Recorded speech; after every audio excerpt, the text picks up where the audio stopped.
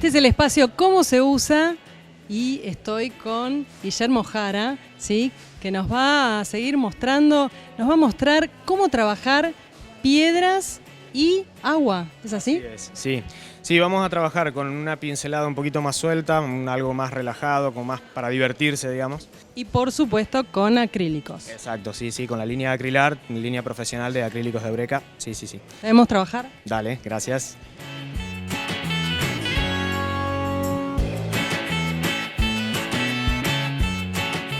Bueno, acá estamos, vamos a trabajar sobre lo que son las piedras y el agua de la obra que les traje de este tigre. Lo que vamos a trabajar es con algunos colores, pocos, ¿sí?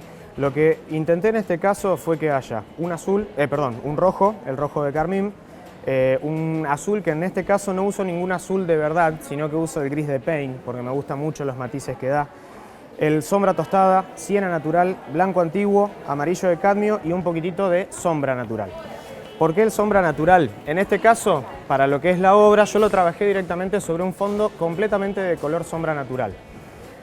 Lo que vamos a hacer es integrar este sombra natural en las mezclas que vayamos haciendo para que justamente cromáticamente me queden mejor engamados los tonos.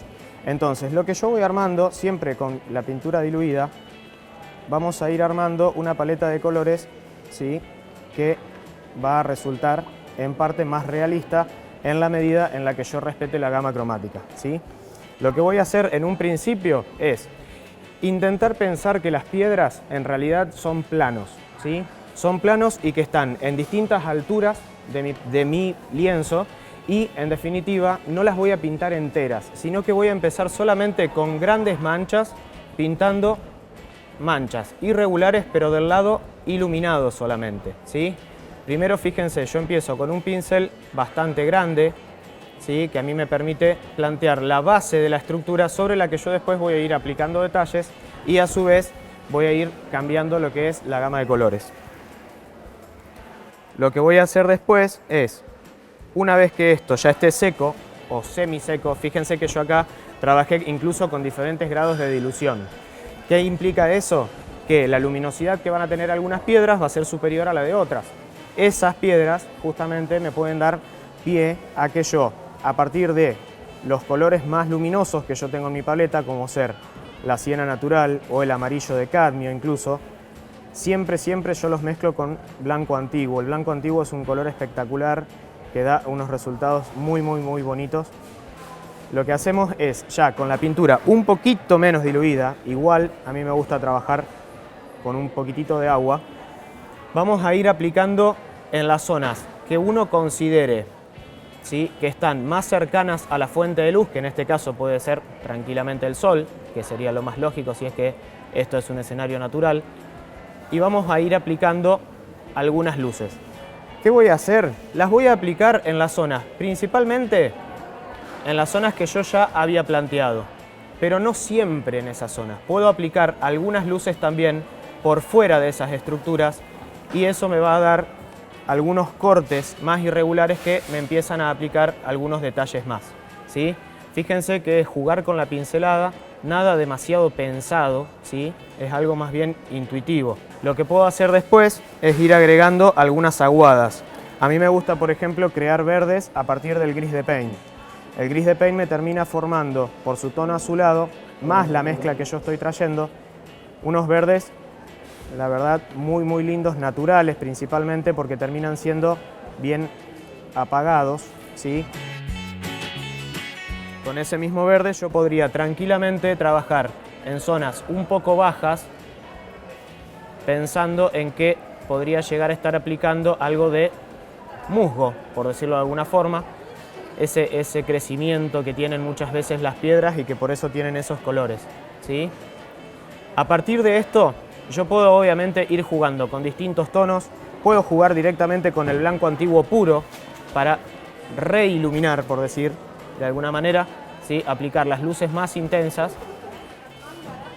y a partir de el entender estas luces intensas y sus sombras es donde yo voy a empezar a trabajar el agua.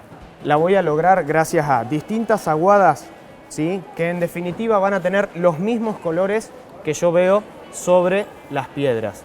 Lo que yo tengo que conseguir son diluciones y trabajar con algún pincel, en este caso lengua de gato, en forma horizontal, ¿sí?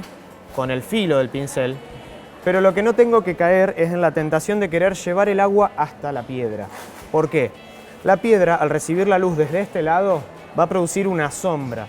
Es decir, esa sombra justamente va a hacer que yo a esa piedra no la observe en su base e incluso no voy a observar tampoco el agua, y si se observa es muy mínimo y con tonos muy bajos. Lo que yo voy a conseguir después es justamente con los mismos tonos trabajar. Si esta zona es la que tiene la zona más iluminada, bueno, abajo contra el agua y contra el borde de la sombra también le va a corresponder una zona más iluminada. ¿Qué quiere decir eso? Que yo lo que estoy planteando es el reflejo de esas luces, ¿sí? A partir de ahí yo puedo jugar obviamente creando, por ejemplo, un celeste, ¿sí? Que me representaría ciertos reflejos del cielo, ¿sí? Que siempre están presentes en el agua. E incluso, si yo quiero dar la sensación de que esas piedras están húmedas, yo puedo trabajar también con ese mismo celeste sobre detalles pero pequeños, sobre las mismas piedras, ¿sí? Fíjense que al aplicar yo el tono celeste y en zonas por ahí bajas, ¿sí? En toquecitos pequeños, ayudo a dar la sensación de que esas piedras están húmedas. Y así es como de a poquito lo podemos ir armando. También puede ser que haya marrones en el agua, pero siempre trabajando, en este caso, por ser obviamente un agua tranquila, ¿sí? Obviamente si esto fuera un oleaje, la historia sería distinta, ¿sí? Si yo aplico algunas lucecitas más, voy a terminar consiguiendo el efecto del reflejo.